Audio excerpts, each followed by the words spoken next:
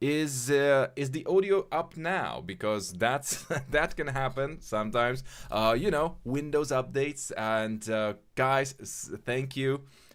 Thank you. I love you guys. Okay, so I think that this is super cool that you instantly told me once or during my webinars. This was a closed group. I was talking to my students for approximately 20 minutes, and I even asked if everything is everything okay? Can you hear me? And so on. And somebody was a little bit late to my webinar, and instead of saying hello, that person typed in plus, which for me meant that we're basically good to go and that you can hear me. And there was like 3 people doing so. And the webinar was going on for like 20 minutes. I was talking, I was reviewing, I was doing my job. But then somebody said, hey, guys, did you notice that there's no sound? Yeah, I had to start over, but it was that was amazing that it took 20 minutes for everybody to ask about sound. Okay, hello, my name is Mike and welcome to our webinar. I am a teacher for VizAcademy, an online amazing school. I think we can start calling ourselves #1 in the world when it comes to ArcViz. And not only do we teach 3ds Max, Corona, and also V-Ray, but you're also going to be able to learn a little bit about AI and marketing during our new training. So VizAcademy is now in a stage of VizAcademy 2.0, which really makes a difference when you want to now compete on the ongoing market. One thing that I would like to mention is that if you want to become my student and join the 25th May group, we literally have like 1 or 2 spots left. So if you want to be part of it and start your summer with some amazing portfolio, sign up today by applying to our training on VizAcademy Co. UK, and now we can get busy. So I received quite a lot of images from you. As always, I'm going to only be able to go through a few of them. So if you want to basically be one of those people that are also on our Instagram, make sure to join us. So today we're going to be talking about your renders, and because I'm using Miro for a while now, we're going to be trying to move here, and we'll see how it turns out this time. Good evening, everyone, and your maestro. Thank you, just I'm kind of speechless when you call me that. Are there going to be only 3ds Max renders feedback? No. So I specifically made sure that I am going to be looking for everybody, or let's say we're going to be the selections were not based on software, but what I can bring to the image and some kind of feedback. So some of them are randomly selected, some of them are due to the fact that there were specifically cool things to talk about and go over with you. So happy to see you as well, Hasudas. It's a pleasure. Hasudas is one of my students, a very talented one. You know what? Let's, if you don't mind, I can show a little bit of your work, because that's always something that I feel that it's the best way of describing who we're talking to. Obviously, it's very important to notice that we're not going to be showing all the images, but something that is very cool is that we've got the first stage, which was almost maybe finished, but not yet because it was lower resolution, some colors weren't working. Then suddenly, boom, we've got something amazing, and then the final version that we settled on, where you cannot really put a finger on any mistake here. Hasudas, once again, congratulations, and thank you for joining our training. It was Oliver, hey, how are you?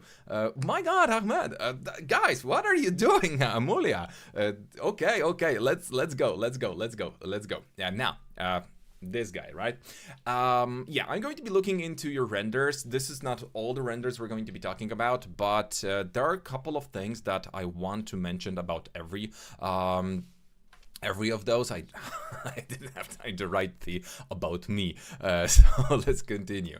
We're going to be starting with image by Jyotsna, and before we really get into the review, I want to stress how important it is to have a consistent portfolio. I'm not going to be using my portfolio as the best portfolio ever, but I'm pretty confident when it comes to my work and what it entails. So when we're going to be reviewing your work, it's not only about the quality, but also what it represents, because your portfolio has to have a couple of key elements that will help your potential client understand who they're who they're dealing with. So my recipe for you is, first of all and foremost, never ever add anything that you hate working on to your portfolio, because if you're good at it, you're eventually going to have clients that will inevitably come back for, let's say, bathrooms, and you hate bathrooms. So don't add them to your portfolio, because people will be asking for more if you're good at it. So one thing. Now, the second thing is fill your portfolio mostly with stuff that you feel is going to be needed by your potential client. Visualize who your client is. So are you going to work with, do you want to work with interior designers? Do you want to work with marketing agencies? Or do you want to work with bigger construction development companies? So this is going to be all part of it, but it doesn't have to necessarily be one of those things where you settle on one and stick to that. So what I would say is going to be the good thing for you is to make sure that you don't overpopulate your images or your portfolio with stuff that's going to be screaming luxury too much, because obviously, yes, you're capable of doing that, but your clients are going to be typically a little bit closer to on a budget. So if you're going to be showing yourself as somebody that's absolutely that they're unable to reach, what's the point? They're just going to say, nah, that person is going to be overcharging me. So for example, when it comes to development companies, try to show them what they really want to see. So the building, a little bit of greenery, and a context where the building is in. So that's my number one if you're going to be working with exteriors. Second one is obviously going to be more greenery, more context, and a little bit of motion or mood in your work. But the mood part is mostly for the larger areas or some sort of beach bars, clubs. So the movement is, or dynamic shots will be very helpful when you're going to be working with, when you're going to be lucky like me and you're going to get some clients that will be working on nightclubs, and that was really fantastic when it comes to it. And my pony is products. I love working with products. I love doing visuals for those, and I had an opportunity to create thousands of images for multiple brands, and those brands still NDAs on some of them, but let's say I like doing it. So when it comes to your clientele, you want to focus yourself what you're going to be doing, and you want to have the ratio of 80% is supposed to be aiming at your number one client. Rest is just extra. So it's going to be really that simple, because the 20% of the best images you have will be all that your clients are going to be looking at. So don't make your portfolio too long. I work for 15 years, or no, at this point I work for 17 years with 3ds Max and so on, and I don't even fill 2 pages on my Behance or a portfolio website, because there's no need for that. And it's all about making sure that you're going to be adding those images that you actually like using. And one thing that you want to keep in mind is that you only have approximately 1 year for claim to fame. So it means that if you're going to use a project, as I worked for, let's name a brand, for Suzuki, you're only going to be allowed to use that brand as your claim to fame for a year. Because if you say, I worked for this big company 5 months ago, that means that person is hot. I want to work with that person. But if you're going to say 2 years ago, I did a project for a very famous person, why aren't you doing anything now? So what's the deal with you? So are you lost? So that claim to fame only is something that you can do for a year. So if you don't have those bigger clients for a year, you don't use them as your claim to fame, you just use them as a portfolio piece. That's all. How to send a render review. It should be in the description, really. So let's get into it and let's talk about your work. Happy to see you again. Here, same here. The multi-stored residential project building in the night render is mine on top right corner in page 2. Yes, I know. Sweet work, Mike. Thank you. How to send? So the description or the link for application is in the description of this video, so you can follow it up. It's very simple on how to do it. I see that somebody already sent something in, and it was Ahmed. So really quick, yes, I'm receiving those, but those new entries are going to be talked about once we're done with those that were pre-selected, because obviously time. Now, Jyotsna is our first, let's say, contendant. So today we're going to be talking a little bit about this work, and we're going to be trying to spot on the mistakes, problems of your render, and what exactly can we improve really quickly or effortlessly to get a little bit higher quality. So first, Jyotsna is working with 3ds Max for 14 years and only 4 years in Corona. So that's quite a good, that's okay. Maximilian V. Hey, Max. Hey, how are you? Nice to have you. Okay, so we're here and we're going to be continuing with the image. What is the first problem? I'm using only sunlight and then only outer light outside window to sufficient light in the room. So that's really good because you don't need to overcomplicate your lighting. And the general lighting in this image is very good. It's soft, but also it has a couple of sharp elements. So the lighting isn't a problem, but there are a couple of issues that we need to point towards. For example, okay, this is a little bit too heavy. So, for example, you can see that there are shadows around some of those spots. That suggests to me that there is some sort of corona light out there that is being extra lit by additional lighting, and we're quite literally creating shadow. So, if you're going to be doing that, make sure to always turn off the option of occluding other lights. So what we're dealing with now is quite simple. We got our light, and the light is going to be a huge disk in your case, right? So we've got this, and the disk is now pointed towards the ground. I'm doing it upside down so you guys can because we've got some people from Australia here. So what we're doing now is creating lighting, right? So it's going to be lighting our room, it's going to be on the ground, and everything is going to be nice and dandy. But you also added additional light, as you said, only outside the window. But that light was very quite strong. And I'm going to give you a props for the fact that the sun isn't being outshined by some kind of lousy LED. But once we're also there and start rendering, we're going to notice a small issue. Although the light is indeed producing light, we're also having a bit of a hard time because it's also producing shadow. So occlude other lights is going to be your #1 priority for lights like this. And if we do that, we're no longer going to have that extra shadow, which is something that you want to avoid most of the time. So that's an actual mistake that you need to fix because it takes away from the realism. It's barely visible in other spots, but it is here. And this is something that your clients will be basically drawn towards. Next is the quality of your displacement.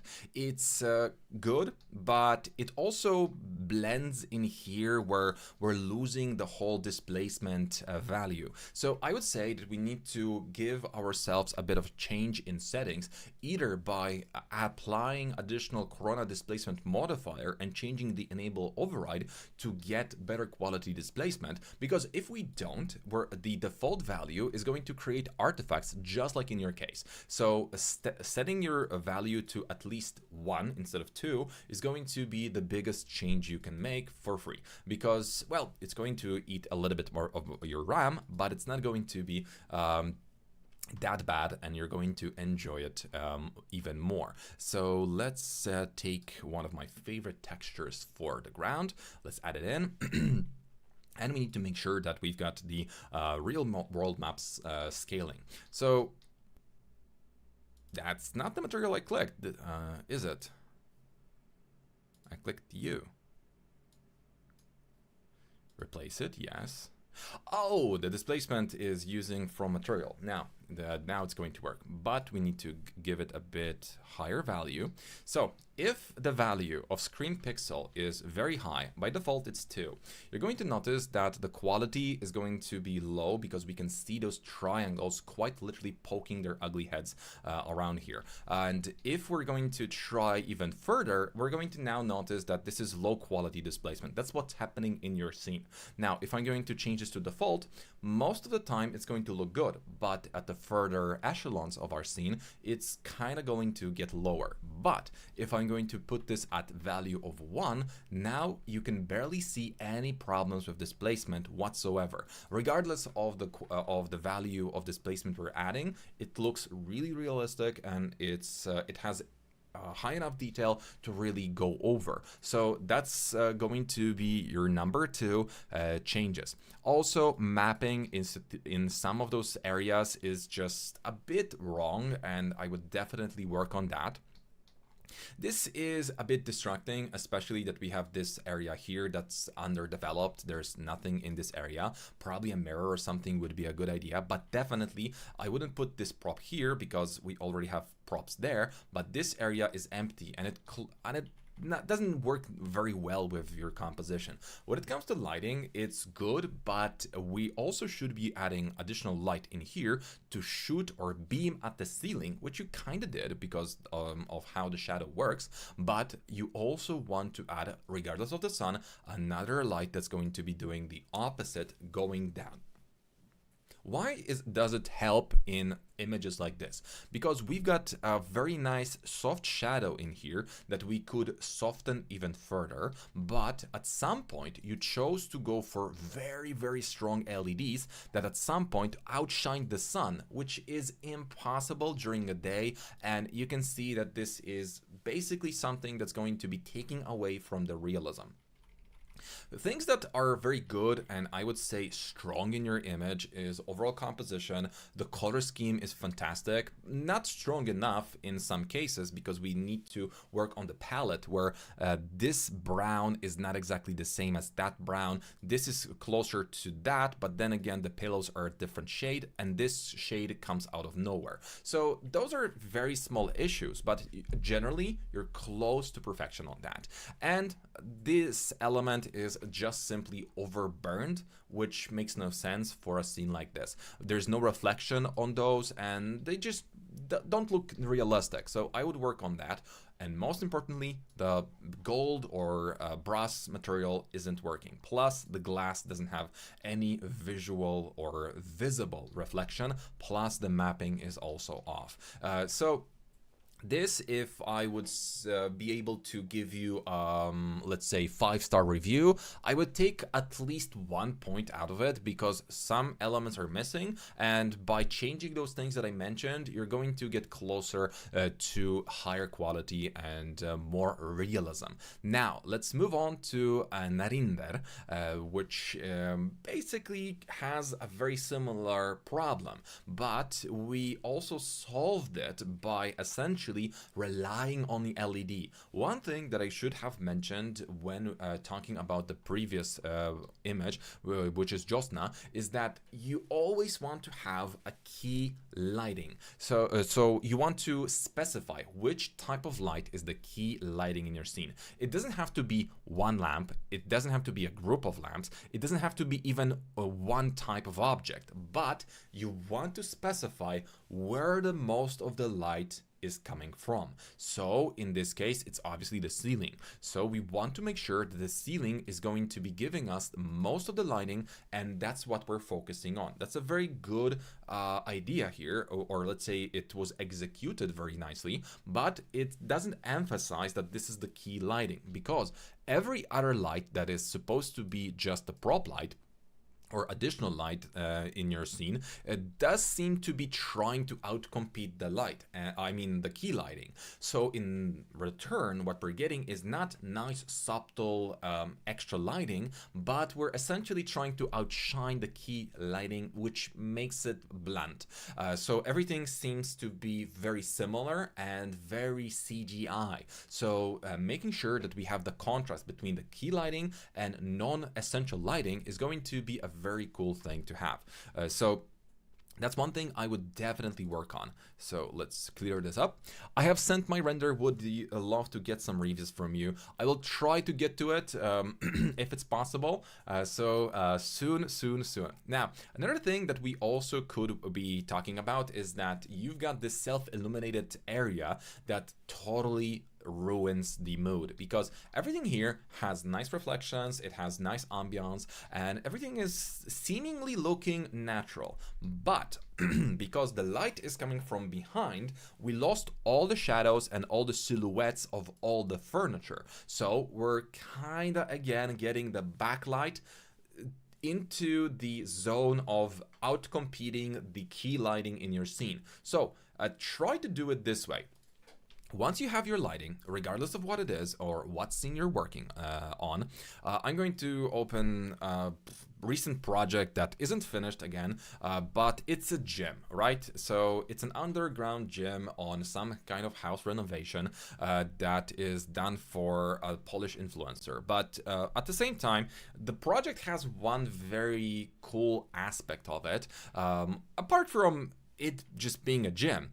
A problem that I was facing here is that once I started rendering the image, and this is again not finished, so don't laugh, the problem is that at some point I had not enough light on the ceiling and it looked very ugly, and I forgot to share my work. Next time I will. Please do. It would be really awesome to have you. And also, now I'm going to add mention your YouTube name, so it's going to be even better for me. Now, you go ahead and stop rendering, click on the interactive render setup, and examine how your scene looks like. So we're going to jump into light mix, environment. Just environment alone, in my case, isn't going to cut it, because obviously there's not enough light coming from that window, and it doesn't create the effect I'm working on. So I'm going to use my environment lighting as the additional light. So I'm going to be focusing on different type of lighting. This again is going to give me enough lighting on its own, because those are the ceiling lights that we're turning on right now, and you can see that it's enough lighting and I don't need to compete with the environment light. The environment lighting is only going to be giving me a subtle nod towards some colors or additional reflections, because that's all the additional light is supposed to be doing. Additional reflections, a little bit extra extra lighting. So it's really going to be all about just making sure that you use lighting to paint in your scene to make sure that you're getting the result that you're after. And that's why I also use those extra lights in here on the right next to the windows. So it's easier for me to get the again, the result I'm after, because it is something that I planned ahead for, because again, we're only going to be using our key lighting as the key lighting and the supplementary light as it's supposed to be used. So I don't need to outcompete the sun outside, because there's not enough of it. But for the mood that I'm creating at the moment, you can see that the lighting is actually going to be working very nicely. And even if I'm going to overdo the LED on the window, it's not going to be standing out, because everything is working together, as I made sure that this is the key light, not the environment, and in your case, everything tries to be one. So let's continue to the next contestant. So very good work. Go easier and add reflections on those posters. make sure to harmonize your lighting, and again, set something as the key light and something that's not going to be one. Now, Stacy. Stacy, welcome. Hi, Mike. How and where should I send the render for your feedback? That's all in the description. There's a small form that you have to fill to make sure that we can talk about your work, and this time it might not get in because I just received like 5 extra images, so we're going to try to do it. Now, Stacy, I am a 3D visualizer passionate about realistic architectural visualization, currently focused on improving realism, composition, and portfolio quality. So, thing that I'm going to say is, you're starting very, very strong, but there are a couple of elements that we're going to be getting into that I think will be helpful to know in a second. What's the biggest thing preventing this render from looking fully photorealistic? Well, for me, it's lack of reflections. Everything is just matte. There's not one reflection on all of those surfaces where you would normally get something somewhere, but we're just not getting that. This has beautiful reflections. Now imagine the same gradient on the shelves, on those elements. There should be some. Also, you're using a too strong black color that essentially just evaporates all the lighting out of your scene, so that takes away from the realism. The quality of your textures, it varies from the carpet, which is low quality, and it shows, to very high quality floor. Then we've got high quality material for your rust and the fabric, but the material for your marble not only is mapped incorrectly, because this is a key element, and you should work on this on a box mapping to make sure that we've got a little bit better connection, or my trick to basically making those type of objects a little bit funnier when it comes to my mapping is I try to give those cylinders a bit of extra. So we've got the cylinder and we're going to be adding a marble material to it. So in many cases, it's impossible to fully align your texture because obviously it's just a texture and you're not going to be that lucky 100% of the time. But we can still cheat and lie a little bit. Well, I'm guessing and assuming that we're not going to be very interested in UVW unwrapping, but if you're going for full photorealism, it's something that you might want to consider in some of those cases. So what we're going to be trying to do is remap this object. Let's make it as thin as yours. Also give it enough edges, and in here I'm going to go for UVW map, and this in my book is a little bit better than what you've produced. But now look what we can actually do to cheat a little bit on those objects. We go for FFD 2x2 modifier, and we go for this super stupid type of mapping. We create this, so we added a little bit of that extra, and look, now the mapping without any additional UVW mapping is being reprojected. And I know it's stupid, so let's not get into it, but I'm now going to be able to rescale it down flat. Okay, those extra edges kind of blew the effect, but you get the point. Now, without super complex mapping tricks, I just made it so that the mapping actually works. It's somewhat in scale, and I don't need to be afraid that now everything looks weird, because your mapping, sorry, it does look a little bit out of place, and it shows it's choppy, and this is something that's going to be bothering me with this image. Next thing, although still it's a very high quality image, that you have to work on is pure oversaturation of so many elements. You're not late, we're here. By the way, I started 1 hour later than I was that I clicked on YouTube, so it's still not that bad. Okay, the next thing that you have to work on is essentially your saturation of materials. So your saturation reaches 88% on some of those items, which is extremely high. Typically, our images are not going to get into a zone higher than 70%. So taking away 15% in here, look how much easier it is to look at your image just by desaturating it a little bit. just a notch, and look, no longer does this color bleed. It's no longer screaming. Even the choppiness of this texture doesn't bother me that much because it's no longer glowing out of because it's so oversaturated. Now, next thing is the color composing, and although it's really good, try to use the rule of pairs, and this is something that essentially going to go like this. If you have color like this, you want to make sure that there's going to be a bigger or smaller object the same color somewhere. So this color works with that color because those are the same. This color kind of works also with the pillow, so that's fine. It's like matching the purse to your nails. It's really that. It's just a balance. Now, we've got big glass object that's very shiny. So we need something that's going to be the counterbalance to it. So we kind of have that on the table, but not enough for my taste. But still, it would suffice if we would really try to squint our eyes. So now look what's going to happen if I'm going to just create a smaller version of the same object somewhere out there. It's not even working, I know, but because those have similar shape and they have similar reflection, similar color, it feels as if this chandelier belongs to the scene a little bit better. And again, about the reflections, as I mentioned, this is something that you have to work on.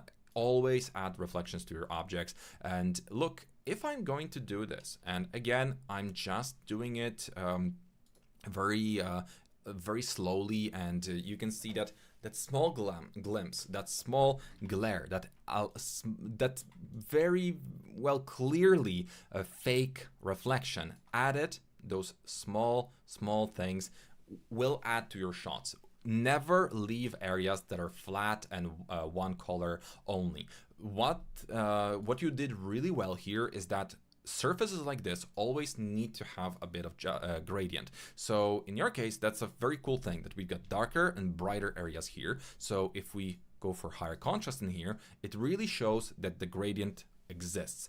That's exactly what I want to see in your images. But the reflections, we need much more of those. So I hope that this helps. Desaturation, that's key element in your case. Texture consistency, because some of your textures are too low quality, especially for a texture that close to your camera. You need to work on the carpet. Mapping on key elements, and you don't have to do the same at the back, but for a coffee table that's literally red in your face, that's a must.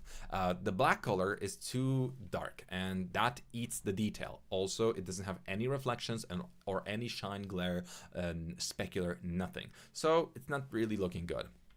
I think the ceiling is fine, so I'm not going to be saying anything about it. It's just the style that you chose. I love what you did here. It's a very popular style these days, so very cool. I quite literally worked on a very similar thing. I'm working on it right now, so I'm going to be showing that project as a comparison as, let's say, next week, because at that point I should be finished, but it's really very similar at the concept, this middle part. So very cool work. Thank you for sending it, and let's move on to the next image. So here we've got Ahmed's folder. 1 second, I'm going to grab render.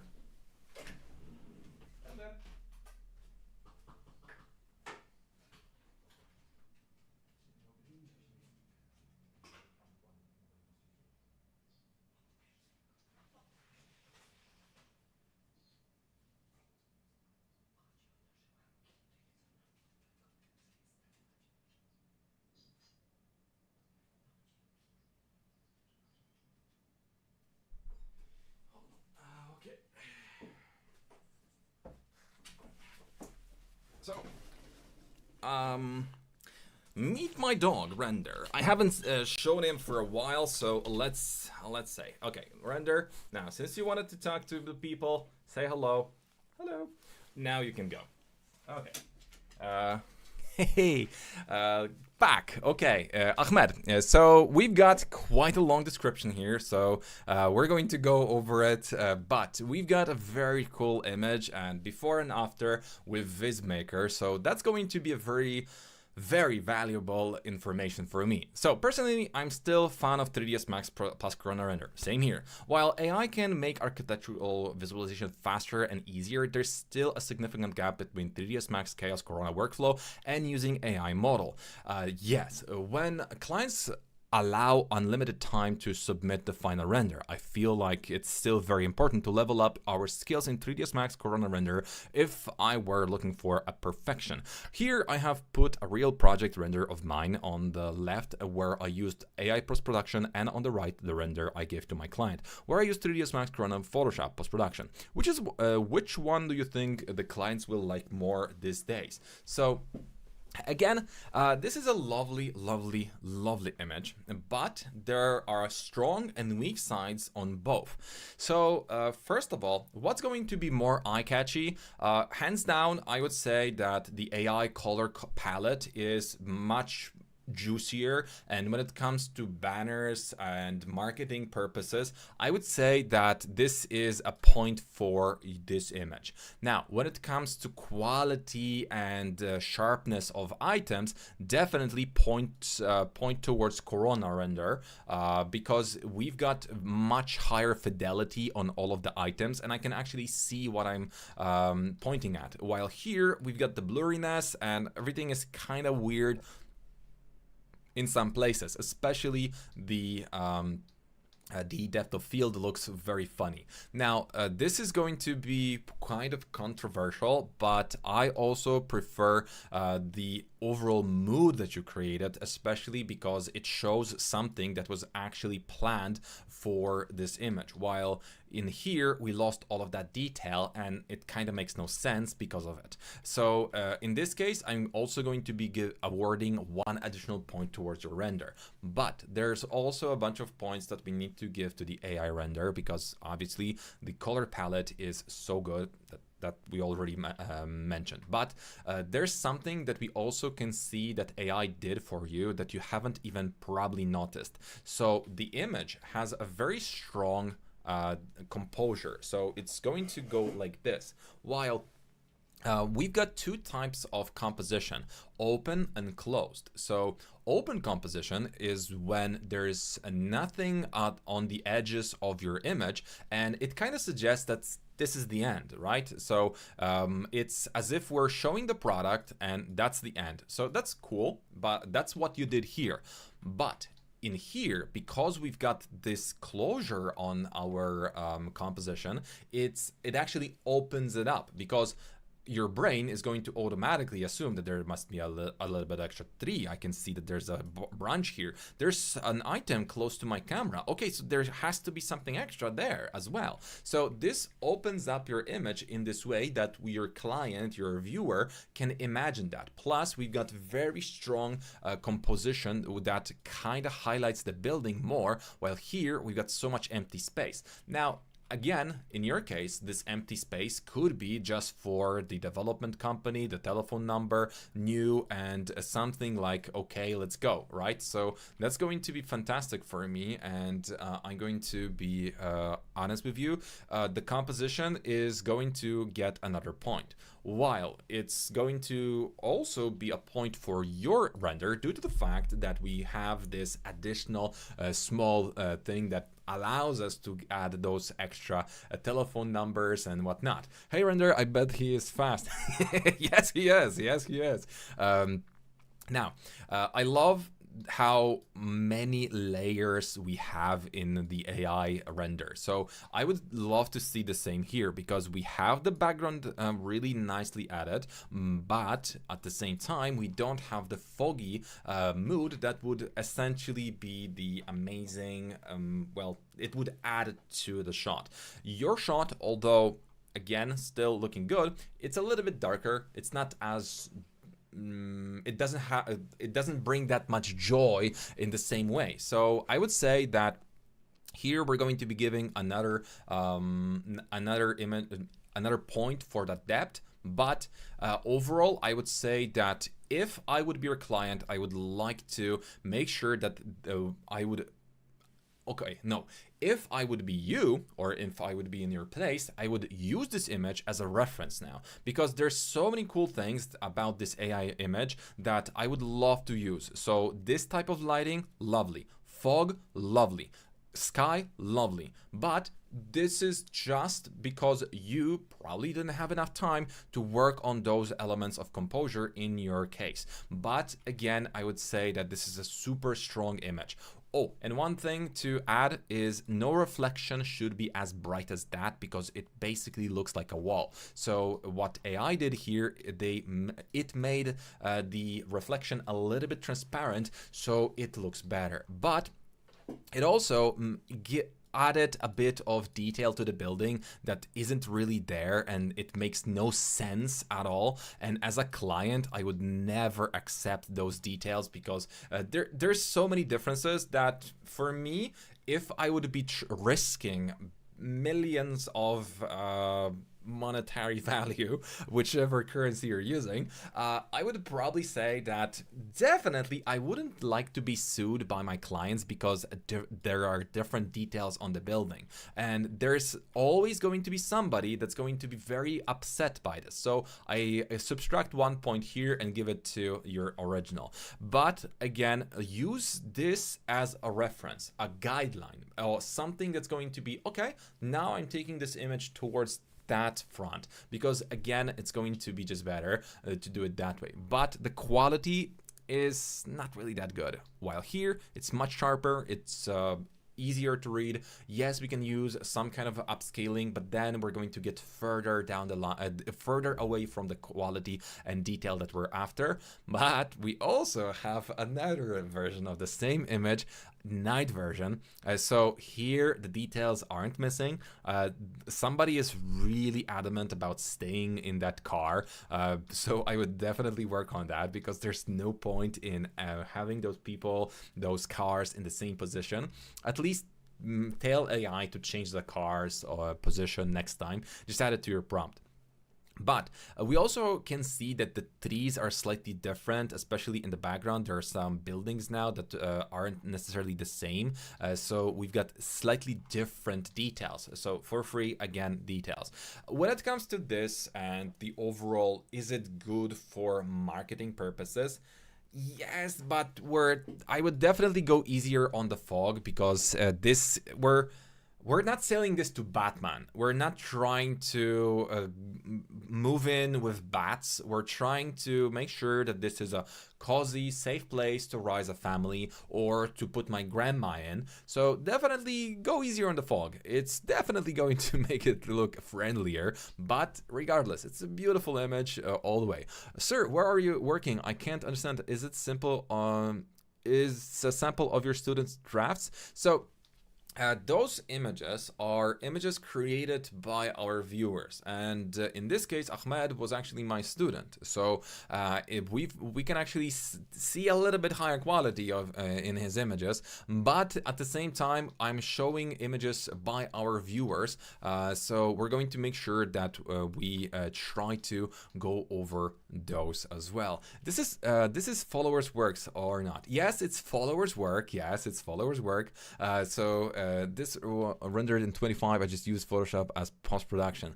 So yes, this is followers' work. This is not some kind of setup, but also if my students sends their commercial projects, I'm going to be talking about it, because you can obviously see that it's also our viewer at the same time. So Christian,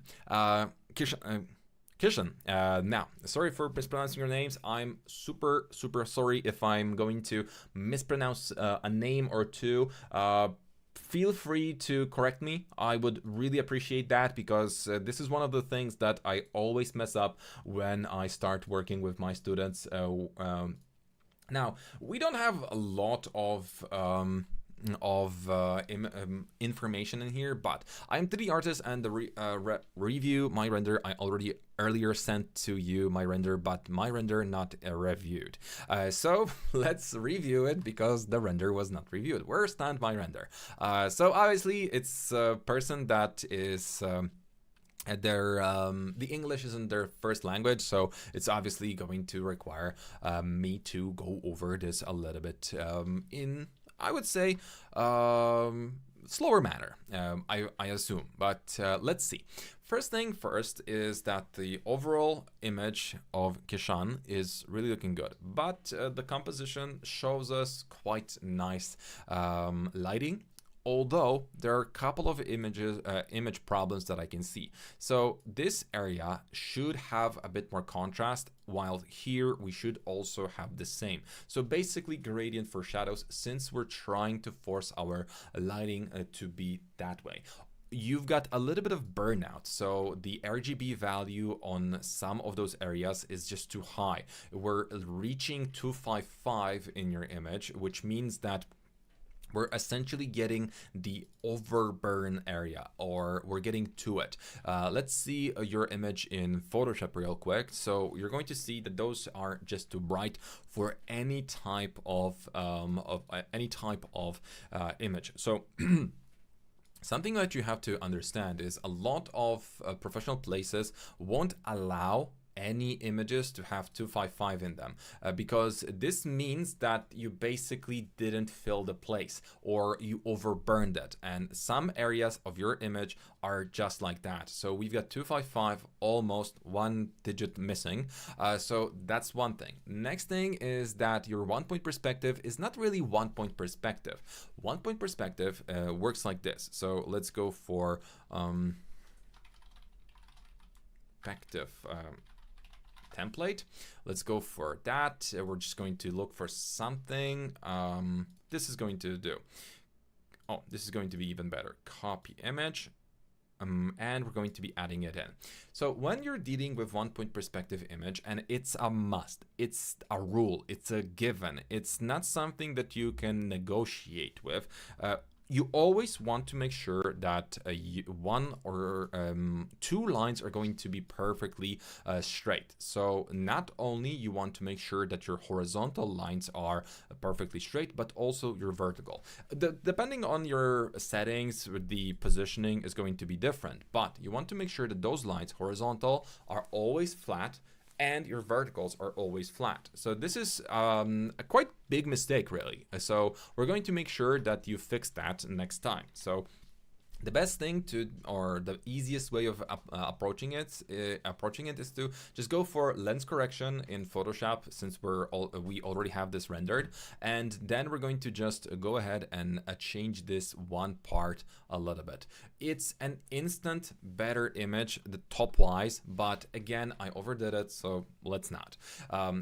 Then we're going to be able to add a bit of contrast and a bit of focus on this image by simply making sure that not everything is so evenly lit. So the very first thing I mentioned is that we're lacking the contrast, or a little bit of detail at the top, because we essentially have this continuous one-dimensional lighting that isn't working for the top. So this is something I would be also adding. So add another gradient, a linear gradient at the bottom. So this is going to just allow us to get those two gradients to work together. And again, it's all about making sure that we've got enough lighting, because now, although we already overdid the middle, this opens up the radial gradient option for us to just open it up and give this spot a bit of exposure, lower highlight, and still a little bit bigger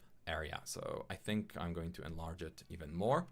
So this works really well. And now slightly lower exposure, lower whites. And now the image is going to be easier to read, because again, we're leading our viewer a bit more. So it's a subtle thing, but we're no longer overburning the area. We're no longer overburning that. Still, the 1-point perspective makes the image a bit out of place, but it's going to allow your renders to become a bit more professional, one step at a time. Good materials, very good texturing. Go easier on the planks. The floor generator is just too big, and having such enormous areas in between. 1 second. Oops, my door got unlocked.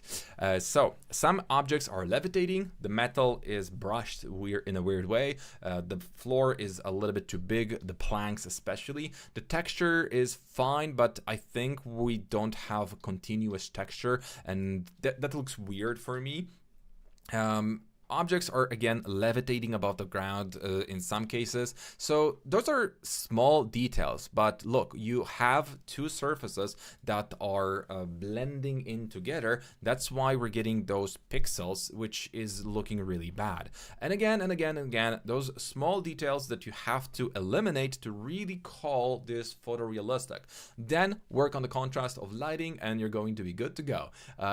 If he use vignette, vignette is going to be fine, but vignette is going to be a global thing, right? So we're going to get a lot of lost light here and we're going to lose a lot of light here, while my idea was to make sure that we have a bit of, well, composure here. The texture of the wood floor is washed out. Well, the washed out part, I would say, is basically just a matter of tastes, so that's why I ignored it. I don't understand the vertical lines. Wasn't it straight? Now, this is, in this case, you can see that the image isn't straight at all. So if we go here, oh yeah, that's, yeah, oh sure. Line, I want to create a divider. No, I want to create a shape that's going to be a line. Frame, no, not frame, just a line, I guess. Okay, so you can see that here we've got 1, 2 dots, and here we got 5, 6, 7. So 6, 7. It means that we've got too many, or a little bit of that angle that isn't going to necessarily work for a 1-point perspective, because our horizontal and vertical lines need to be perfectly straight for it to be really called 1-point perspective. This is actually a very shallow dynamic image, not point perspective. Now, I sent mine. Okay, so let's move on to the next image. That's going to be Stefan's image. The key element here is that I'm architectural student from Serbia as on last semester, and I love to do renders and models in 3ds. That's really cool. How to improve Asphalt and how to rise up the scene. So the thing is that this scene isn't bad on its own, but we're kind of lacking the subject here. So what are we trying to show? Are we highlighting the car? Because it does seem like it's the product here.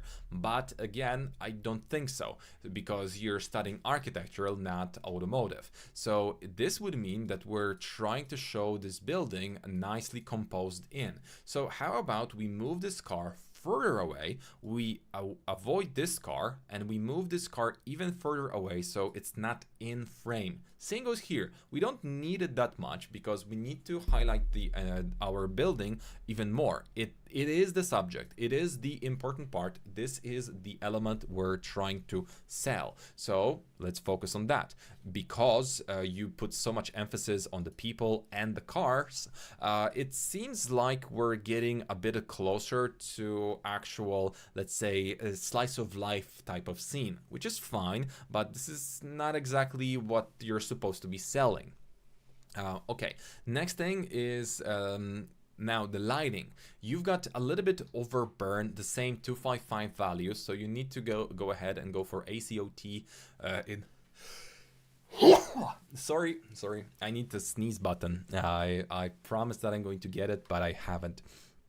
So last webinars we talked about wobbliness, so please refer to the previous webinars if you could and see for yourself why what we're doing here is kinda, again, not bad but too generic. The reflections on your windows are too perfect. They're one level. So quite literally, my last webinar I talked about windows, how to make them look more natural by adding that wobbliness. This is going to help. The texture mapping is okay, but it tiles fine, but you can see that this and this is too close, so that's why the image looks a little bit Badzdaravo. Oh, that Badzdarov. I kind of understand what that viewer said. What we need to work on is that. But now your question was how to improve your road, right? So how do we do it? first of all, the texture. What you're using right now is just generic color, and that's the biggest offender here. So let's just make it good. And the easiest, fastest way of doing it and making it really good is first and foremost looking for the right materials. And it's really that simple. So road. Okay, online, and we can find all sorts of details that we're going to be able to use and abuse in our scenes. So things that you want to use is first of all is the decals, because this is going to be well, adding to your images. Now you don't want to add damage to your roads, because that's going to be weird. You want to add some ambient occlusion, a little bit of leaves, maybe a puddle, but you don't damage something that's going to be at the newly built area. If you must, just make a stain, a small stain that's going to change, or let's say do a bit of mix up in the in our color scheme. But when it comes to the actual textures, just look for one that's going to have a bit of displacement and mix at least two of them at once. Always, and I mean always, make sure that you use the right size and the right quality texture, because otherwise it's not going to be really worth it. Okay, I now cannot, by the love of me, read what you said, Obiek. I really don't know. Okay, so you can see that here the mapping is really bad, so we're going to test what type of mapping it is. Typically monkeys do some of the materials, so we're going to try to go for real world map size and see whether it works or not. Or was it made using some sort of actual, let's say, idea behind it. So let's go for single map, and we're going to be using, yeah, it was done by monkeys again. So you can see that the asphalt is looking good, but it has one very important detail in it. At the moment, the environment is kind of dull and we don't see a lot of, well, anything in here. So how does this make it look good? How do we make it good? How come it looks good? Well, the thing is that it's fine, but the reason why it's good is this little fella, Corona mapping randomization. You want to always use it, and this is the key element of your mapping. So once you use this asphalt or any other, just do that, and it's going to be much easier, because now to make it even better, let's say we've got some curb in here and it looks fine, everything is handy dandy. Now to make sure that it looks even better, because we want this two objects to connect, you want to additionally add the base color using Corona ambient occlusion, and you don't want to overdo it, you just want a little bit of it. So base ambience, and we're going to see that the ambience is showing around the crevices, right? So the bump is really strong, it's amazing, but now I'm going to be adding this, so there's a little bit of the dirt, so connection between the elements now occurs. And I'm going to be adding like 25, because for exteriors 25 sounds like a really small value. And we're going to be adding re-adding this map. So again, I'm going to grab the default, go for unoccluded color, and now we're going to also do the following: a Corona color correct, and depending on the type of material, I'm either going to be adding the occlusion, or let's say a little bit brighter color. So either I'm going to add a damage, or I'm going to be going for a little bit of stain. And you can see that thanks to this, those objects now belong to the scene a little bit more. And that's all. Then you add all the decals that you can download of the Chaos Cosmos or any other places. But most importantly, make sure that all the paintings on your all the paint on your road is not going to be just generic. Make sure that you create it and use either Corona distance mapping to work with it, or decals. For any reason, if you're going to need to add a little bit of a small painting that's going to be text, always go for decals, because it looks good, right? But if you're going to be adding stripes or some sort of zigzag, in that case you're going to be going for line and something like this, right? So let's say we've got that zigzag, and now to make it a little bit better, we're also going to be running in, and let's say the people that were painting those were a little bit weird and they spent a bit too much time on, well, doing the zigzags. So the first thing you do is go for path deform, path deform. In here, go for that one clickety click, and we're going to be making sure that we are also following the right axis. So in my case, it's X. We're moving our objects along the X axis lower, so that's cool. And now the path deform looks fine, but I kind of want this to be filling in the whole area. So I need to auto stretch it and go for 50%.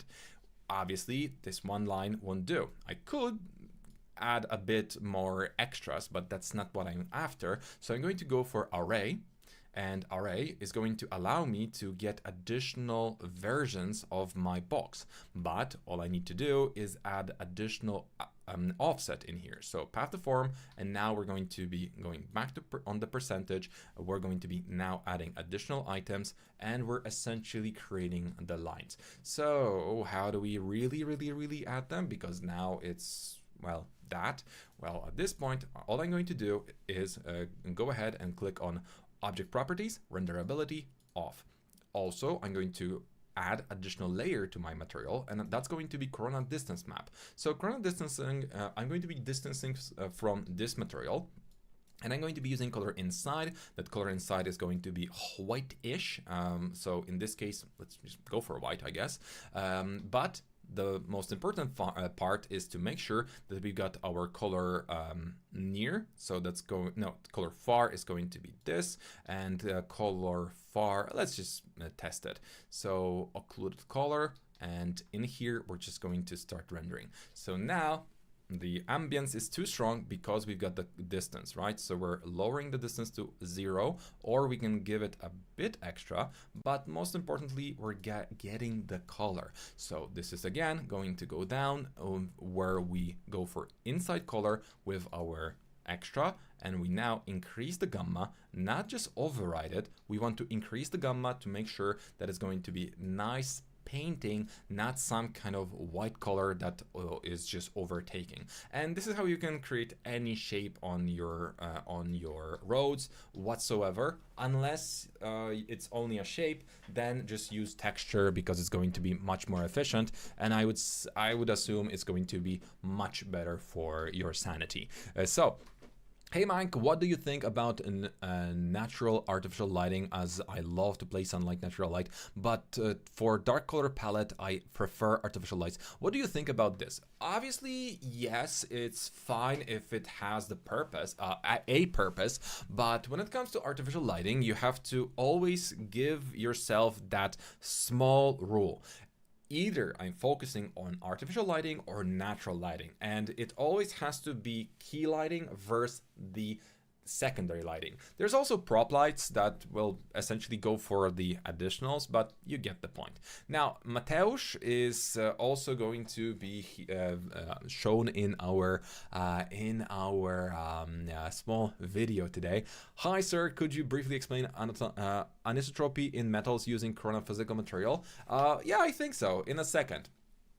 Basically, it's just the brushiness of your metals. So metal brushed, and that all that the anisotropy is that it's all about this grain. By default, the roughness is set to 0, so it's going to mean that it's going to be just brushed, but as if we just polished it at all sides at the same time. So it's going to be just rough like this, right? But when it comes to the anisotropy, it basically boils down to whether the grain is going left to right or up and down. And changing the value for positive will add the stretch along the horizontal lines, and the opposite happens with the negative values. We also can control this using colors, where each gradient of gray is essentially going to be different angles. So to create an effect like this, we essentially need a gradient that goes from white to black around the clock. So That's it. I'm a graduate of VizAcademy course where I created three great projects. After finishing the course, I had opportunity to work on different architectural visualizations, mainly using 3ds Max and Corona Renderer. I'm constantly trying to improve and expand my knowledge about lighting, materials, and scene atmosphere while paying attention to every detail so that my visualization look a little bit more real, like the real photographs. Additionally, I'm interested in modern solutions and improving my workflow with the help of AI. I'm currently learning how to work with VizMaker, which I think is a great tool because of many built-in features it offers. I promise you, I didn't pay Mateusz to say that. I promise you I didn't. But it was so good that I had to use it. Now let's continue. If you want to understand how to the anisotropy works, just play with it in your scene. It works for me. Yes, that's exactly it. That's really it. But you kind of want to ask those questions because not always is it going to be comfortable to go over those changes for too long, because the 3ds Max is simple, but the simplicity of 3ds Max is that it has 1,000 easy steps. That's the hard part, and that's it. So let's see Mateusz's work. First of all, this is really good. There's a lot of good stuff in here. So I'm going to make sure to go over some of the things that I think are strong, and some of the things that I would ask you to kind of work on still. So first of all, this 3 is very close to our camera, which is great, but add a glimpse of depth of field next time. And I mean a glimpse, a nudge, a small amount of it to your images, and that's going to essentially put all the pressure on that building. We also have a long exposure type of image, which is fine, but when it comes to car movement and the wheels, you kind of want to make them spin. So car wheel during movement, right? Images. So the thing is that once we look at the car and the car is going to be moving forward, the actual reflection or the motion blur is not going to be adjust the blurriness as if it's an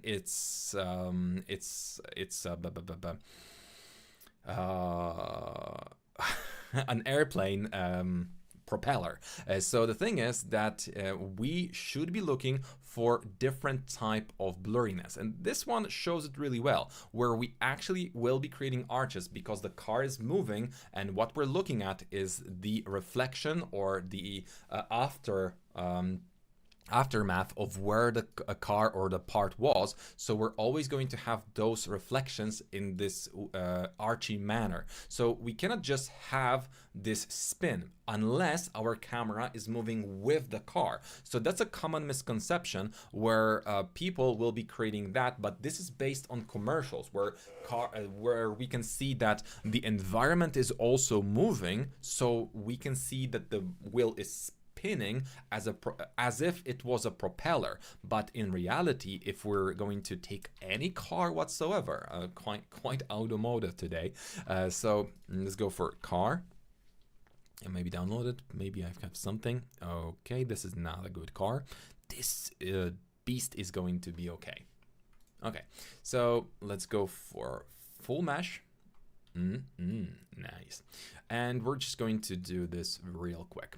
First of all, we need a camera. So it's very important that it's going to be a perspective camera. And just for the sake of this presentation, I'm going to delete the actual car because we don't need it. Okay, that wasn't supposed to be that stupid, but it was. Okay. So Control I, delete, and I don't need you. I don't need you. Oh my God, I lost half of my car's wheel. Let's take it back a notch. So let's do it real quick because it's live and I hate making this so too long for you. So F, and let's go ahead. But I also want to revisit some of the images, so I need to go over this because depth of field is my pony. I really love working with it. I love using it when I work with automotive, and that's just something that I really need to put emphasis on. So we got our wheel, so now we're going to be adding that one element. Affect pivot only, center to the object. We're adding a bit of spin, auto move, and now we're spinning it, right? So if I'm going to be looking at this, regardless where we are, if I'm going to start rendering, we can see the car or the wheel is in position and nothing is happening. Okay, that's fine. Select camera, we're going to be adding our additional values. So first of all, we're turning on the depth, the motion blur, which is in here. So we're motion blurring our geometry, and that's how the car's wheel is supposed to look like, right? So, but we're now stationary, so it's a propeller for us. But as soon as I'm also going to add additional movement in here, so auto key, and we're going to move it from point A to point B, what you're going to notice is the same value, or let's say a little bit of it, changes. So you can see the arches that I was talking about. So this is going to be very important if you want to bring your projects that one step closer to realism, where if we go for shutter speed a little bit lower, this is going to be a little bit, oh, this is supposed to be, okay, so now you can see what I am talking about. So we've got that value of, well, moving wheel, and we're now stationary with our camera. We're not dynamic, but if my camera would be moving as well, then it wouldn't be possible. So that's why I kind of always go, yeah, we need to change that, because the wheels are not spinning the right way. So yeah, it's stupid, I know, but this is how we're supposed to be approaching it. And yeah, this is a very minor detail, but again, you asked for it. Okay, so the depth of field. In Photoshop, we can get the smallest amount of it ever by going to filter, gallery. Let's go for blur gallery and tilt shift just to force it. And in here, I'm going to rotate it a little bit. Come on, rotate yourself. Okay, let's move it further away. Thank you. Now, again, it's not about making sure that everything is going to be perfect. It's all about making sure that it's going to be subtle. So I want this subtle detail to be added in the same way as you would be going for any other effect in your image. So we want this small depth of field blur to make sure that now we know exactly where we're looking at. A very brilliant idea and skill, bro. Thank you very much, and super happy to hear that. Okay, so this is looking fantastic. The depth of field is going to help us get the mood into the scene. Love the depth. That's a cool effect that you've added.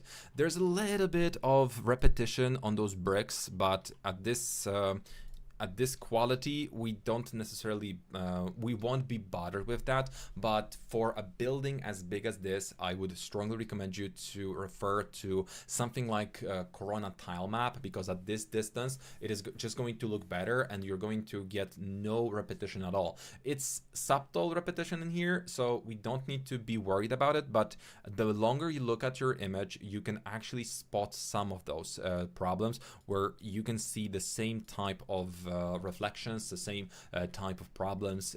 The patterns just form themselves. Plants, perfect, love it. Reflections, still wobbliness would help, but I must say I love this image. It's brilliant, and it's just a really good image overall. Now, the asphalt looks good. People look fantastic. Blur is already something we talked about. Render this for a little bit longer. Give it time, please. But if I recall correctly, there was an additional problem here where we kind of look through the image as if there's a void out there. So there were some small glimpses of light shining through, which might be the building, but I typically want to emphasize that we try to make sure that the horizon line doesn't allow any light below to just shine, because it would mean that we're either on a hill or we're falling back, which is really not something we want in our images. Lovely, lovely work, and honestly, this is top quality, so congratulations. If I would be the client, I would try to give this image or this building a bit more breathing space. So I would definitely not add the car here. I would probably move it here so that you know, the building is the key point. This is the thing we're selling. So you want to respect the product to a point where nothing which could be treated as another product is going to be obscuring it. Cars are essentially products on their own, so we want to always give them a bit of a problematic element. So for example, if you're showing me a car, this is good because it's at the very edge of a frame.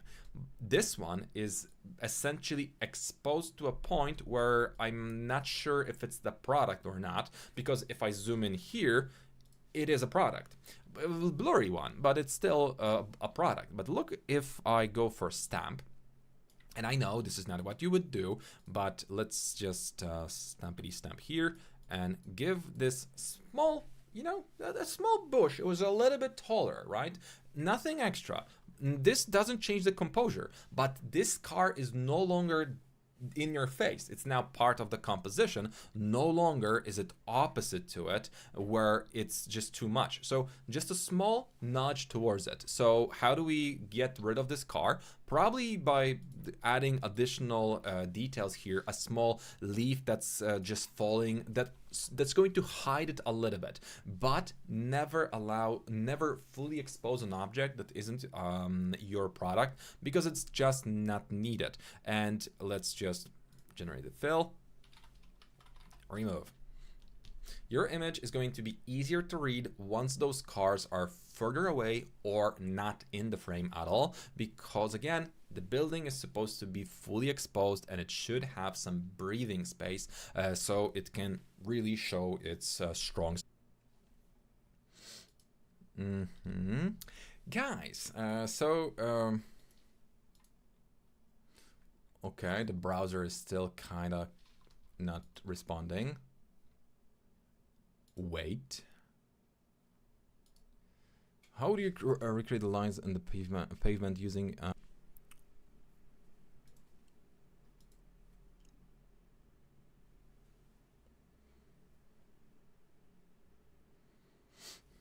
Okay, I hope that we're back and that everything is fine now.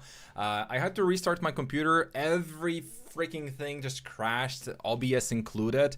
So I'm going to just assume, yeah, it's on me. My computer just said, sorry, dude, we're leaving. Hey, now. As I was saying, when it comes to pavement and lines, when you're creating anything, unfortunately, the spline, path to form, and array are basically the best options. Please check like 3 minutes ago when I was talking about the exact same thing with corona distance and decals. Those are basically your two options. So go ahead and check that out. And let's continue. Now, guys, thank you for your uploads, but this is a little bit long, but I'm still going to read it. Hello, I would like to share my work for feedback and also ask a few questions about workflow and visualization quality. First, I would like to mention that the whole scene was created using AI and modeling. Materials, lighting, post-production were done manually by me in 3ds Max and Corona Render. I think the Corona Render came in a little bit earlier, I would assume. I create the most I care most of the feedback on materials. Do they look realistic enough, and does the whole scene feel believable in terms of lighting and atmosphere? Lighting and atmosphere, 10 out of 10. The thing that I would actually work on a little bit is the gradients on this opposite side to make sure that the contrast is a little bit stronger, and you can see this beautiful reflection going from very strong to kind of fainted on the sides. So you want to do the same on the opposite side, but for example with some kind of complementary color, a bluish tone or something similar, to make sure that you get a similar effect to what you have here. Very strong yellow and kind of bluey tone here. So that's going to be better and it's going to highlight your shot better. When it comes to materials, essentially they're good, and at this level that you operate in, it's no longer about materials, it's about the composure and how the image reads. So you must make sure that the elements that I mentioned, so mostly the building, will have enough space to breathe. So you want to make sure that there's no item that would be obscuring it, and you want to emphasize it even more. So making the stronger gradients on the sky and making sure that everything points towards it is going to be your key idea or key element well, moving forward. So this car and this car are kind of out of place. They're beautiful, but this car needs to go further back, and this one has to go a little bit further. So that's it. Also, the question about light setup. Is it in the scene? I used Corona Sky and Corona Sun. I am working if it's I'm wondering if it's worth adding HDRI to get more interesting reflections in the windows and more life inside the building. Right now, even with parallax interiors, corner lights and curtains and interiors still looks too soft and not very clear. The ground floor has a similar problem and still feels a bit flat. So adding environment just to one material is actually the best solution in here. So I wouldn't go for the full scene. Well, you can try it because it's going to be essentially something that's definitely going to work, but instead do yourself a favor, and the only actual problem or element that needs that reflection, it will be the windows. And that's the part where you want to say, hey, how can I make this better? Not only you want to add the choppy or wobbly reflections that we mentioned literally last webinar that I made, but the next thing you want to try is faking some of the reflections. HDRI is a good idea because it's going to create a global light that's essentially going to give more detail to so many elements, but the only element that actually needs it is the actual glass. So how do we just move forward with that and making it so that the glass is going to get the treatment that we're after? Well, it's not going to be really revolutionary that we can go to say that we can go through this chronophysical, and there are two options: NP reflection and refraction. So those are non-physicals, but there's also another non-physical option where we can go for reflection and refraction environment. This is really stupid and cool at the same time because we can now add, quite literally, as I would say, separate reflections without any environment whatsoever involved, just for this object. If it's going to be, let's say, involved in, it's going to be allowed to see the environment. This is the HDRI it's going to be using. So let's now scale this up. Because Mike, what do you think about workflow of Brick and Luxion? Well, I cannot really say much about it. Those are top quality, and I would say one of the best in the world companies when it comes to ArcViz. So I cannot really badmouth them or say something that they're lacking. Their success is proving that what they're doing is working. So that's not me to judge. It's all about the success that they're getting, and that's what I would be focusing on. Are they successful? And for me, they are. So there must be something in it. Yes, there's definitely also something that we could improve upon, but for that, I would have to get into their shoes and work with or for them for a while, which is not going to happen anytime soon. So I would say that whatever they're doing it great. So definitely worth mentioning. Okay, so here is our typical reflection. You're not going to get much more of it, obviously, but since we're only doing it for one object at a time because our environment is entirely different, so now what we can do is go to the output values, and for example, we can increase the output to make it brighter and stronger. But the key element here is to make sure that we also add this map that I mentioned a couple of times but didn't show how to do it, and that's the noise that we're adding to any object that's going to be liquid form in our scenes. Yes, this is too much and we don't want it to be this exact way, but we want to chop it up a little bit, and we want it to be as small or as big as we need it to make sure that it's going to we're going to get the exact result we're after. So this value that I'm adding right now is better for tiles than for windows.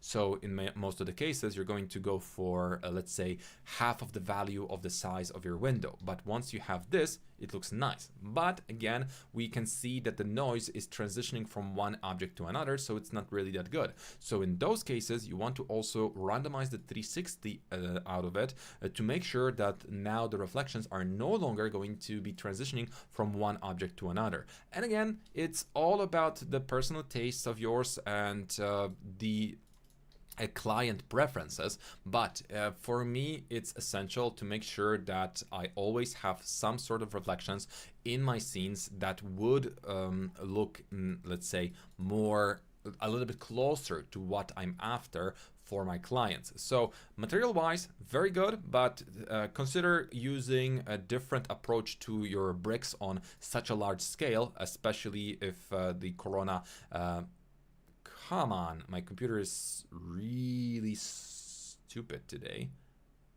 Come on. Breathe in, breathe out. Now, 3ds Max, chill. No.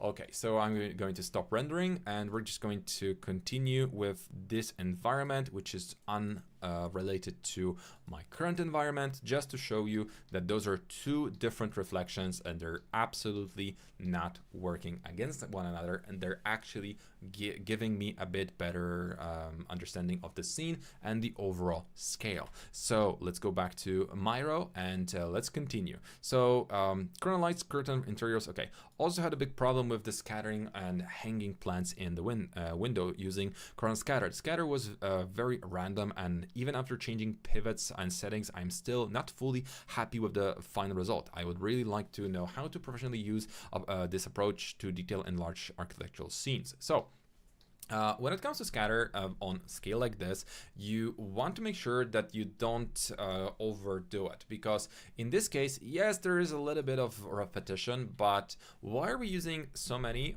Why is there a need to get that model that's this exact model? Why are you not rotating it, and what's going on exactly? What was the problem? Because in reality, the scatter itself should be just on a single spline, but there should be a lot of those splines that you're going to be adding it to. You're definitely not adding it to an area, because you're going to have to create multiple hundreds of areas like this to make sure that it works. And then once you're satisfied with the amount of shapes you have, it's going to be much easier for us to really work with the scatter. But for me, the scatter looks good. The problem that I have with it, that you used only one or two plants at the same time. So Mike, what do you think about workflow? Okay, especially for exterior shots, and is quite interesting. Also, I have a question about using AI tools in ArcViz, especially VizMaker. In large scenes, it was very difficult for me to use it in a good way. I tried to improve textures, lighting, and make the sunset mood and sun rays stronger. But almost every time the AI started changing textures, people, cars, or even sign and rows, I would like to ask how to properly use the tools in more detailed, polished scenes. So this is something that I would need to refer you to our previous webinar that was done by Mikołaj. He explained what will help you get that consistency. So this was answered, so I'm not going to go over all of that. But the key element is to make sure that you don't give your AI any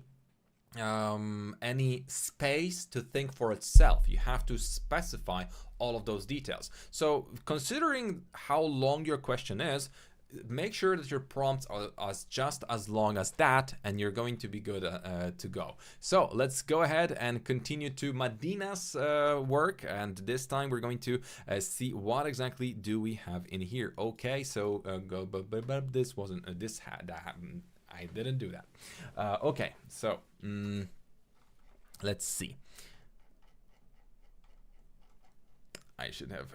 Okay, let's see, because we've got a couple of extra new things uploaded, so this is fine. Let's close that. And Madina, let's see what we have. A beginner 3DS Vizor previously worked in developing.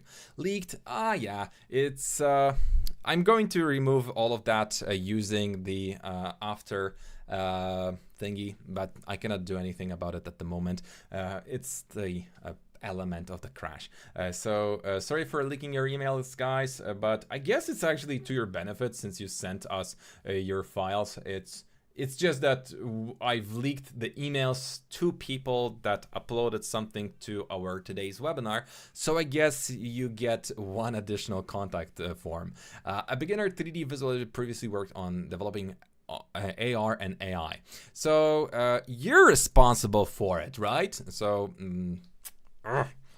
yeah, AI. Yeah, okay, so the thing is that as a beginner, I'm going to just mention a couple of things to you. First of all, the 1-point perspective that you're using isn't necessarily 1 point. You can see that there are some sort of skews in the elements, and a lot of your elements are levitating. This takes away from the realism a lot, and we want to make sure that you remember that levitating elements are not good. Also, there are empty spaces between your environment and ground, so you want to make sure that everything is going to be filled to the brim up until the horizon line. So we do not allow any of the light to pass through in here unless there is another building that's very heavily lit and it's very obvious. What was your first render ever? Unfortunately, my very first render that I made was one of the tutorials from, it was fortunate, but the unfortunate part is that I no longer have it because I burned my hard drive a couple of 100 times. Yeah, I really went over like 10 hard drives already, and unfortunately the first time I had to learn the lesson very hard way, and I lost all the files that of everything I made at the very beginning. I can show you something that's really stupid, but Turbo Squid, and let's go here. I don't think I'm going to be able to find it very quickly.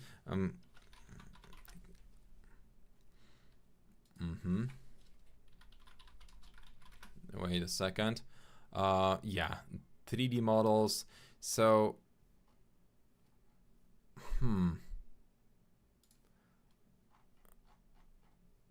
oh my god, dragon head maybe? What? Okay, I'm looking for my model. Maybe I'm going to be able to find it here, but it's a freebie added here in 2006, so 20 years ago when I started learning 3ds Max, and this was one of my very first 3D models ever created, but I guess this is a little bit too big of a website to just quickly find something. I'm not prepared for it, and I lost my login to this account. It still makes me a couple of dollars from time to time, but this was basically how I started. So why is it in Polish? I didn't ask for that. Okay, free. It should be in freebies. I think it's not in the dragon category any longer, but imagine this, but uglier. Way uglier. I'm going to try to find it next time because the first 3D models that I've uploaded to sell were in 2006, and over the span of those years, they really made me a couple of $100, $1,000 really. So it's worth it. It was worth it. I don't know how the market is right now. I still sell models on other websites from time to time. It's actually worth it. It's actually worth it. Okay, so the 1-point perspective part, we already talked about it earlier. So make sure that the 1-point perspective is going to mean that this line is going to be perfectly straight. Same goes for the objects on the in here. So the tunnel version that we're creating is not really that easy to look at. Also, your windows are kind of missing a part or two. So this looks weird. So this is unfinished for me, and there's nothing on the ground. Okay, fine. Let's say this is pavement, but you could just fit a couple of more of those pots in here and it would be just as good, especially that this bush is levitating. So that's the element that we're missing. And again, we're going to need to talk about the inconsistency color-wise, because here everything is very bright and very nicely lit. Yes, this is under some kind of roof and there's less light, but the color scheme is totally different and it doesn't fit the rest of the plants. So that's an element that takes away from the shot. So your image, just like in many cases, many such cases, we're going to see that we're going to get a little bit better result if we actually desaturate or harmonize our colors. Also, the sky on the left side is totally oversaturated, and this is one of the elements that I wouldn't be necessarily that happy about. So going back to Mateusz's work, look. Once we remove that car, now we can read the building a little bit better. We still could add the car a little bit further down the line, so it's not as empty, but it's still going to be better to do it. So to make sure that the building and the element is going to be nice and easy to read. Okay, about readability. There's so many colors and so many elements happening here that it's hard to tell what we're looking at. So I would definitely go back to the basics and work with the key lighting, because in your case we're clearly getting some overlit lighting, artificial light that tries to outcompete our sun. So definitely contrast needs to go slightly higher. Highlight goes lower, and definitely we want to work with the temperature. At the moment the temperature is fine, but higher temperature for a warm image like this is going to be a must. Also, when it comes to the orange and yellow, this is something that you can test out on your own with within 3ds Max, but because those are very orange and I would say almost red, if we take away some of the color and either move it towards red to give it the contrast, or towards yellow to take away that contrast, just a notch, nothing very aggressive, and most importantly not as saturated. Once we have that, the image is going to be a bit better balanced, because now everything is tonally fitting. And again, this black void in here is something that we definitely want to get rid of. I'm just going to add a highlight in here because at the moment it seems like just adding a bit of lighting is going to save that one plant from becoming some kind of afterthought. So there are a couple of things that are very good, but there are also things that are, I would say, not optimal. So we need to work mostly on those elements that are easy to fix, easy to salvage, and the easiest thing you can fix is the 1-point perspective, because now it's kind of lacking, and we need to make sure that the lens correction kicks in. This really shows at those key areas. So what do? All we need to do is just give this image a bit of scaling, a bit of movement, and it's going to be much easier and it's going to be much better to read. I mean, if you read the images. But you can see now that due to the fact that those lines are straight, we now understand where the tunnel vision or 1-point perspective is leading us to. So we could crop it even further to get what we need. But I think I already gave you the idea that the 1-point perspective needs to be the 1-point perspective. Because there's so much repetition in a little bit further down the line, I would say that we need to work on that as well. The sky, again, missing, but not bad. So I would say you probably sent me some kind of light mix image or something similar.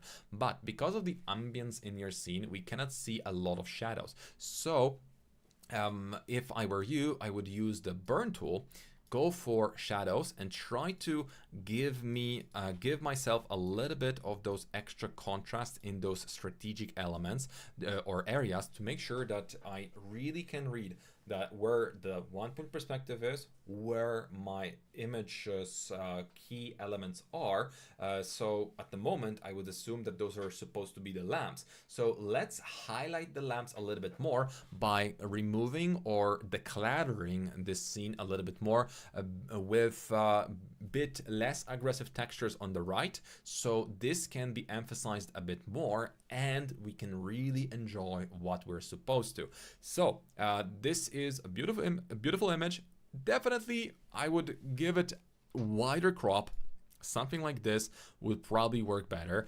We can try using AI to add a little bit to your image, although I am afraid that we're going to give it a bit of really nasty look. So let's give it a try, but I'm not going to take responsibility for how ugly it is. I mean, your image is good, but the rest is going to be ugly. Your Photoshop production skill can beat any AI on this world, respect. No, no, no, no, no, no. AI is AI, and I am not going to be claiming anything even close to being better than it. Although my friends do call me an android. You can see that now, due to the fact that we added the extra crop, we can now focus a bit more on the lamps, and those are easier to read, or we can focus more on this dining area, but we cannot focus on both. So you need to select which one is the subject.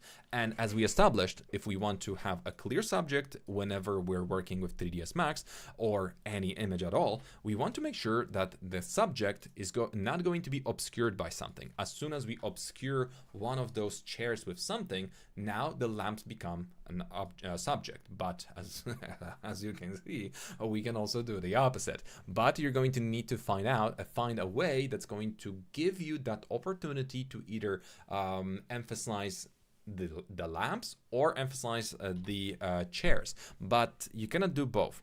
And last but not least, there's a little bit of tiny bit of melting in of those objects into the floor. While some are levitating, some are melted into the floor. That's why the image kind of looks CG. Plus the environment is incomplete, but that's not the biggest issue. This is weird, that's missing, and the overall tone is not that bad. So yeah, I would say not bad, very good. For somebody that claims that they're getting started, I would say good, beginner, nah.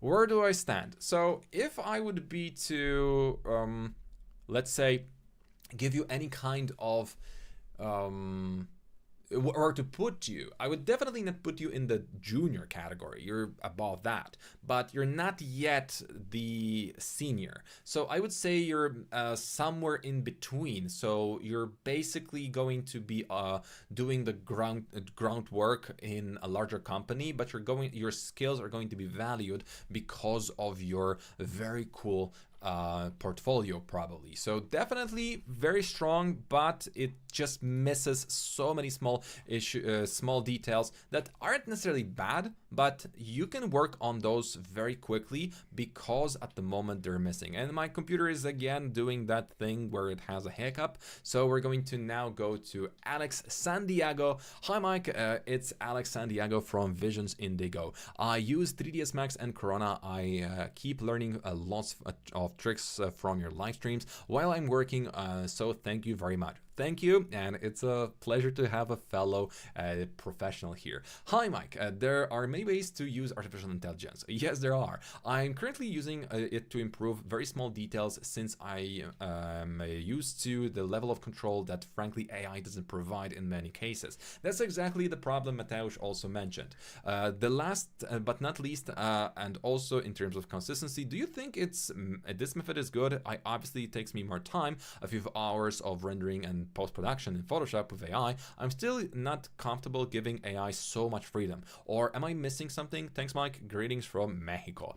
The thing is that your image is absolutely gorgeous, beautiful, and it's really mesmerizing. So the thing is that when it comes to AI, I do the exact same thing. I do not give it the full control of my images because obviously I am still the artist that's going to be leading the idea or giving the idea what I want to achieve. But correcting some small areas or small details like plants, which you obviously did because it kind of looks as if it was refiltered by AI. But again, it's not refiltered as it looks bad. It's just it shows that level of quality.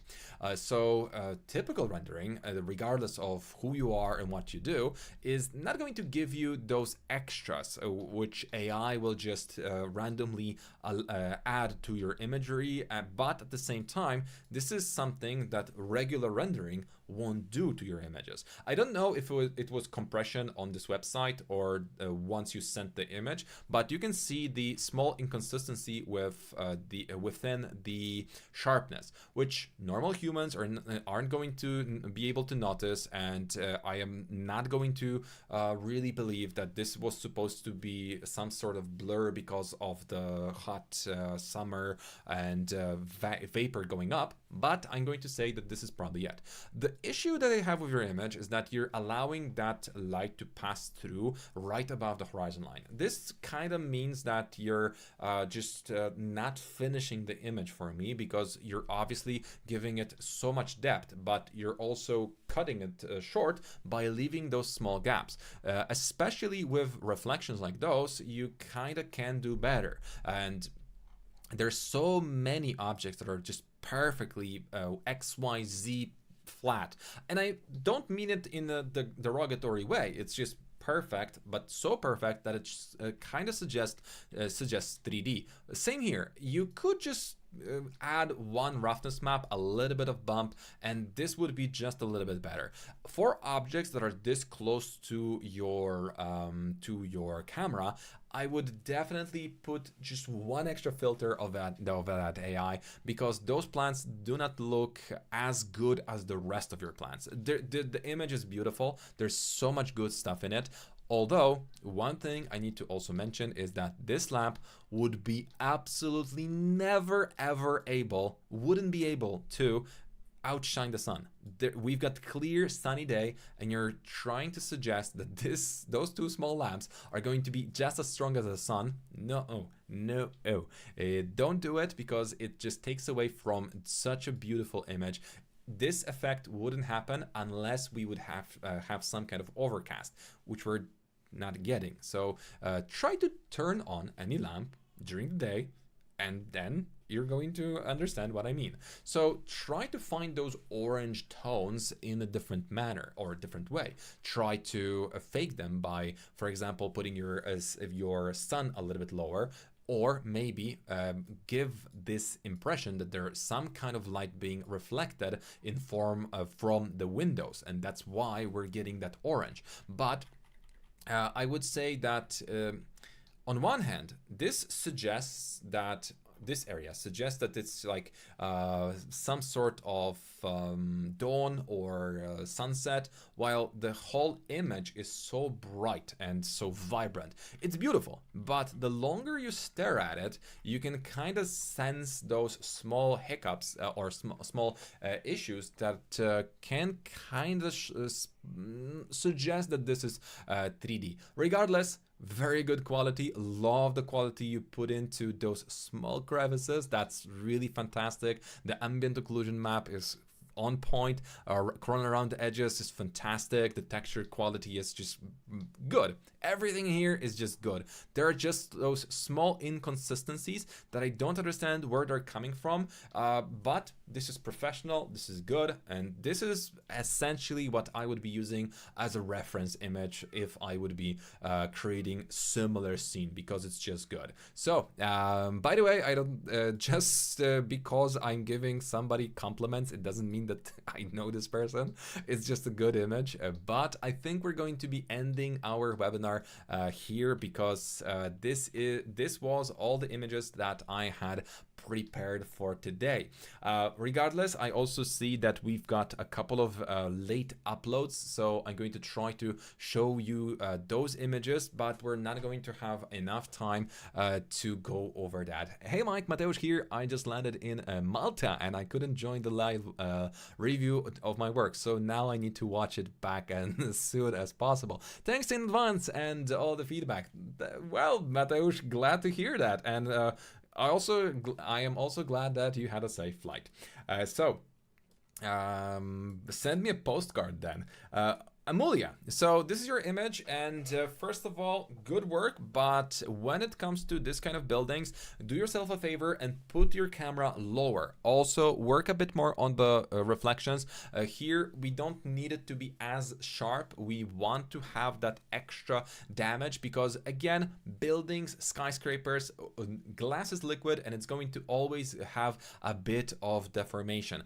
Overall, very good start, but I wouldn't call it finished. It's for the next review, let's try to finish it because I know that you, Amulia, are well frequenting our webinars very often, so we can try finishing it up. So basically, the mapping UVW goes from top and create the curb. Also, make sure the texture is going to be changed to something else because at the moment, I don't think it's going to work the way it is. It's just too clean, too perfect. It looks a little bit like early Japan new development site. Okay, the guy on the bench is fine, but he's levitating a little bit. The shadows are very awesome, so that's a plus for you. Sky, you already seen what type of sky we want to see in our images. Try to go back and get that into your shot by direct visibility override. And once again, love this reflection. This is exactly what I meant, Mateusz. So you want to have that extra color of blue, orange, whatever it is, complementary color that's going to fix your shot. But to be honest, your building also needs lots and lots more detail because it's good, but it's too perfect, it's too clean and too bricky. So it's definitely something that we can work on it even more. So let's go for the next image. Let's see if we can open something. So master toilet by this is Ada Baknor. Please review this is AI rendering. So AI rendering is fine, but you can definitely spot one problem with it. There is a problem at the angles. So 1-point perspective is not a very strong suit when it comes to AI. Most of the cases it will be fine, but you're going to get those crooked walls if you're not going to pay attention. So I would definitely re-render this because so many lines and so many small problems are occurring in this shot. So overall, I have nothing to say about the quality. It's very good, but the shot itself isn't complete because we need to straighten those corners. It's high quality, the proportions are fine. So if this would be a design for a client, you passed. It's good, so you can continue. Although the positioning of the light fixtures and some of the elements suggest that it's AI, not really somebody designing it. But again, it's good. So I have nothing to say about it rather than just, yeah, good work. So Oibek, this is an image also sent literally a second ago. So we've got something extra. I am Ultikir, a third-year architectural student from where are you from? You're from Samarkand, Uzbekistan, and a freelancer. I want to improve the quality and please give me realistic suggestions. I need a strong portfolio. So the first thing with images like this is you want to focus on making sure that the transition from grass to the woods is going to make sense. Add lower shrubs, a little bit of different plants, and change the biome a little bit because the grass doesn't grow that much under the trees once it's this dense. Change your scatter to be a little bit differently scaled, and at the same time look what's happening here. Because of the amount of ambience in your scene, you're not getting a nice cutout on the building. So make sure that there is some sort of a change in height, a small one, so that the grass is going to actually work with this building. And at the moment it almost creates a feeling as if it's pasted in. Really lovely roughness texture. Do the same at the bottom and make sure that the texture at the bottom is not as repetitive. Change your sky to be a bit more vibrant and contrasting, and we're going to be good to go. How can I make my artwork more realistic using AI? So this is a question by Mert on the last image we're reviewing today. Can you look at my render too, please? I sent it yesterday. My name is Aishan, if possible. I think I could. I'll try to look for you. Um, are you sure you sent it yesterday? I've got Antarkesh, I've got Aryun, but there's nobody with that name, good sir. Let's see. Maybe let's just search it. Gotcha. Okay, got it. Let's talk about both. So, Mert, in this case, again, your camera is too high. Your viewer cannot really feel that they're part of the image if we're taking the perspective of a giant. So make sure to lower the camera angle and also avoid repetition. Make sure that we use a bit of breathing space at the top, because this is too close to comfort. So this is nice, this is nice, perfect, this is very cool, nice. But we don't have enough space at the top, so add the extra crop. Imagine like you put a thumb above your image and make sure that everything is going to have enough space, just so it's going to be easier to look at. So give it a bit of extra space, but as for the quality, is very good. The composition wise, I like it, but it's not finished because the light is too ambient. So because it is ambient, it doesn't mean that it has to be devoid of contrast. So you want to block any light coming from this side by creating a gigantic black box that's going to absorb some of the light, so there's more light in here. So you can also create coronal light that's going to be gigantic and soft, that's going to be hitting this side of the shot, because at the moment those trees, again, because the lack of the contrast and shadows and a lot of light coming from behind us, is lacking that nice silhouette that you could achieve. So I've also sent my render today. It's a kitchen render named Rukesh.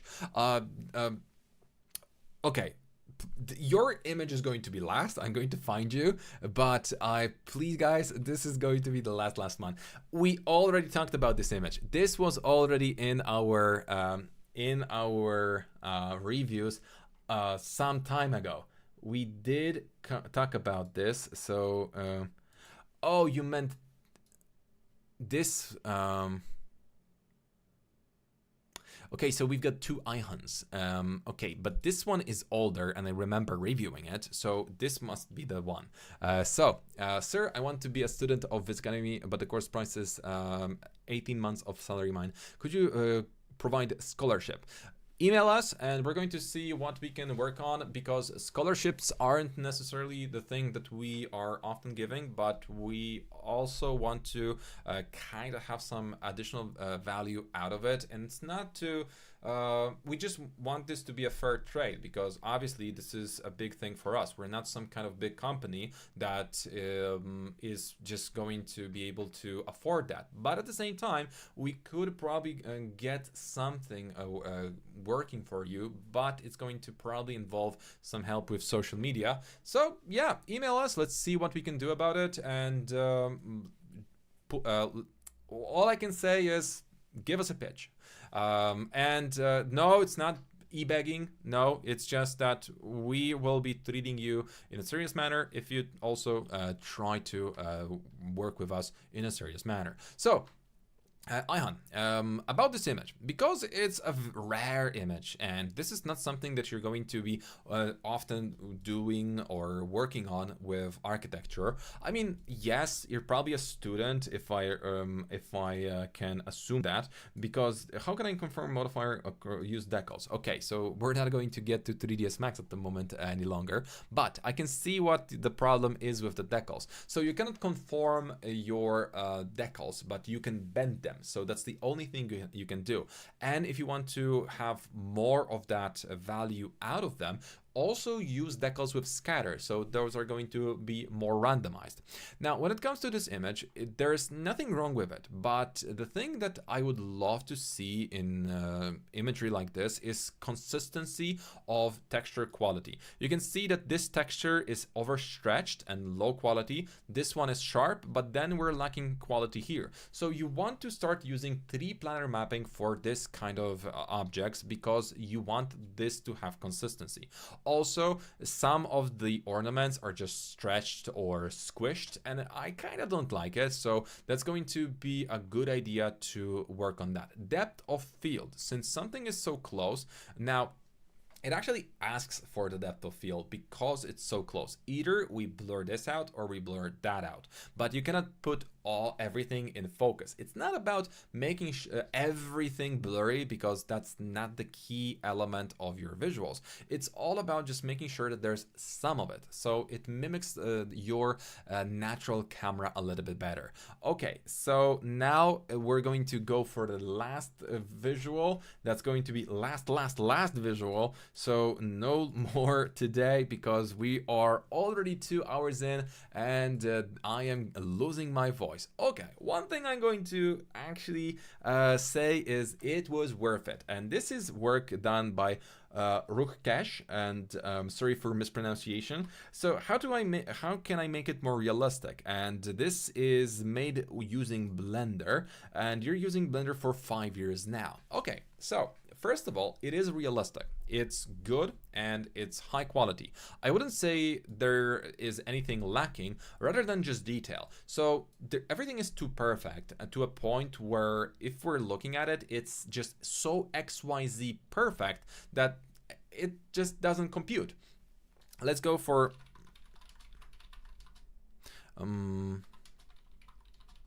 kitchen cabinets, 1-point perspective, images, photo.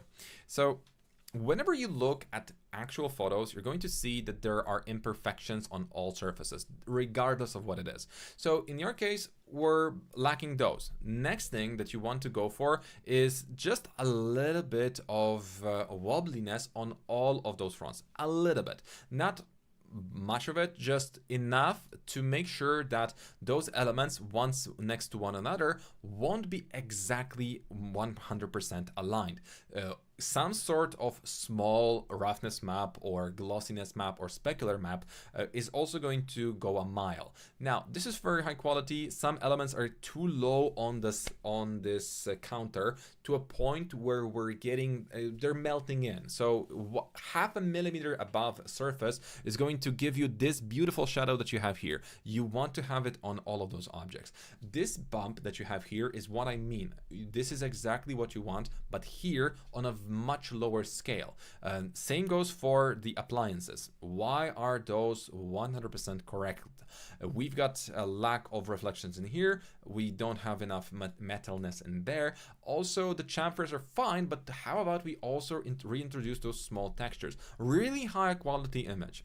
As for somebody who works with for 5 years in Blender, it's very rare to see good work coming out of Blender. And I'm not, again, saying Blender is bad. No, Blender is fantastic, but Blender community is often not going to be as professional as 3ds Max community, Cinema 4D community, and it's again not because of the lack of quality in there. It's just that the seed, there's so many more artists in Blender that usually you're going to see more lower quality renders coming from Blender than from 3ds Max, because 3ds Max is popular, but it has a very specific streamline when it comes to work. But in Blender, seeing quality as high as this is a rarity, but at the same time, there are some elements that we could have made just a little bit better.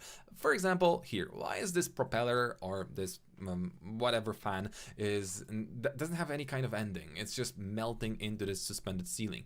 I refuse to believe that it would just go through a pipe like this. So that takes away from the realism. Ambient occlusion is too strong. It's not necessary at this level of quality. The floor also too perfect. Marble floor, images, and once we have a photo, you're going to quickly notice that, well, those are mostly renders. Once we have a photo, actual photo, it's going to have this. It's first of all, the marble is going to have a bit of angle. It's going to have a bit of imperfection. This is also visual, I know, but it at least shows what I wanted to show. This is a perfect, probably perfect opportunity. It was low quality, so I couldn't see the exact, yeah, that's also a render. So, but it at least follows what I wanted to show. It shows us the actual choppiness of this of those tiles where you have that extra glare. Plus, so-called clear coat on top of your marble is going to go a mile. So that would be a very cool idea, to just add a clear coat layer on top of it. So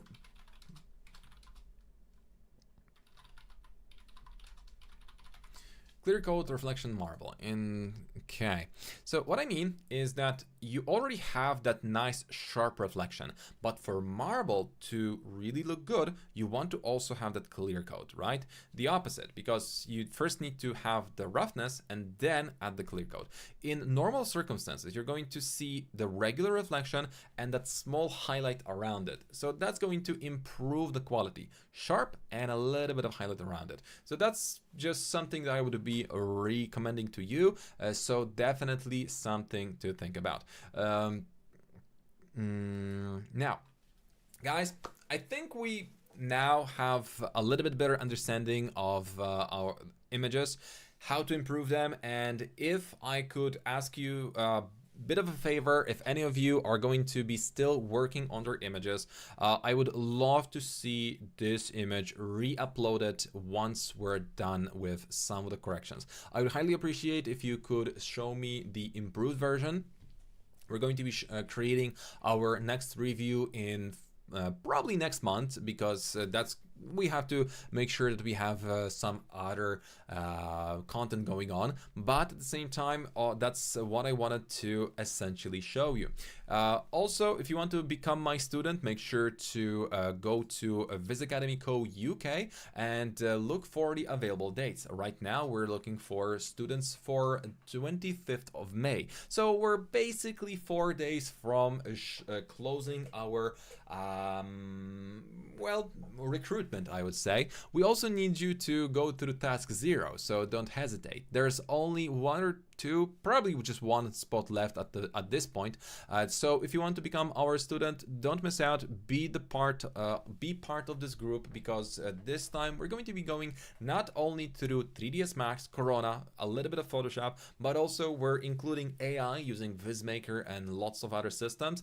Plus we're talking about animations, which are very important for today's market. Why is it important? Because well, images are images, right? They're cool and everything is fine, but if you look at any videos compared to just simple uploads of our regular images, you're going to quickly see that there is a quite big disproportion in terms of likes and views. So you want to make sure that you also are prepared for what's coming on the what's important on the market right now. There's hundreds of people looking forward to getting animations out of their images, and at the moment it's easiest as it ever was. It really is something that you can do from scratch starting today. You're going to be able to get to this level of quality in less than 7 weeks, and this is a promise. Now, one thing that I would also want to mention is that during our training, you're not only going to be given some flat videos, you're going to be given reviews similar to what we did today, but well, more focused on your personal work. We're also going to be providing you with online support via chat with our seasoned professionals, and this is one of the key elements of our training. All of the images that you see here, unless there's my face on it or my colleagues, was created by our students, and nothing we post is done by pure professionals like us. So we want to make sure and emphasize that all of those beautiful high quality production ready renders were created by our students, most of them 70% starting from 0.